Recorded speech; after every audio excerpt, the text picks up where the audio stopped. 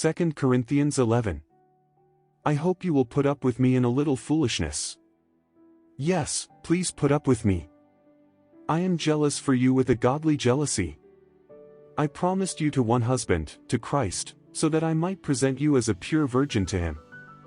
But I am afraid that just as Eve was deceived by the serpent's cunning, your minds may somehow be led astray from your sincere and pure devotion to Christ.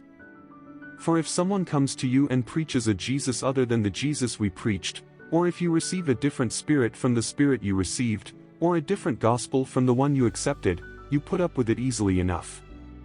I do not think I am in the least inferior to those super-apostles. I may indeed be untrained as a speaker, but I do have knowledge. We have made this perfectly clear to you in every way. Was it a sin for me to lower myself in order to elevate you by preaching the gospel of God to you free of charge? I robbed other churches by receiving support from them so as to serve you. And when I was with you and needed something, I was not a burden to anyone, for the brothers who came from Macedonia supplied what I needed. I have kept myself from being a burden to you in any way, and will continue to do so. As surely as the truth of Christ is in me, nobody in the regions of Achaia will stop this boasting of mine. Why? Because I do not love you? God knows I do. And I will keep on doing what I am doing in order to cut the ground from under those who want an opportunity to be considered equal with us in the things they boast about. For such people are false apostles, deceitful workers, masquerading as apostles of Christ. And no wonder, for Satan himself masquerades as an angel of light. It is not surprising, then, if his servants also masquerade as servants of righteousness. Their end will be what their actions deserve. I repeat, let no one take me for a fool.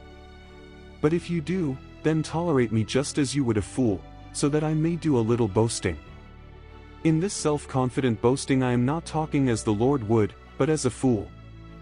Since many are boasting in the way the world does, I too will boast. You gladly put up with fools since you are so wise.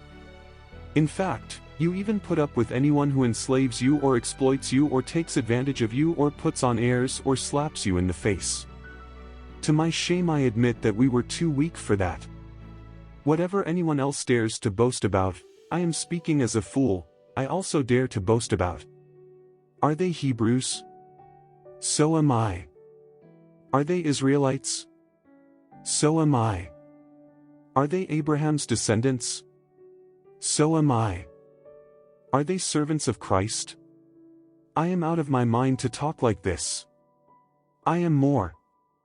I have worked much harder, been in prison more frequently, been flogged more severely, and been exposed to death again and again. 5 times I received from the Jews the 40 lashes minus 1. 3 times I was beaten with rods, once I was pelted with stones, 3 times I was shipwrecked, I spent a night and a day in the open sea, I have been constantly on the move. I have been in danger from rivers, in danger from bandits, in danger from my fellow Jews, in danger from Gentiles, in danger in the city, in danger in the country, in danger at sea, and in danger from false believers. I have labored and toiled and have often gone without sleep. I have known hunger and thirst and have often gone without food, I have been cold and naked. Besides everything else, I face daily the pressure of my concern for all the churches. Who is weak, and I do not feel weak? Who is led into sin, and I do not inwardly burn? If I must boast, I will boast of the things that show my weakness. The God and Father of the Lord Jesus, who is to be praised forever, knows that I am not lying. In Damascus the governor under King Aretas had the city of the Damascenes guarded in order to arrest me. But I was lowered in a basket from a window in the wall and slipped through his hands.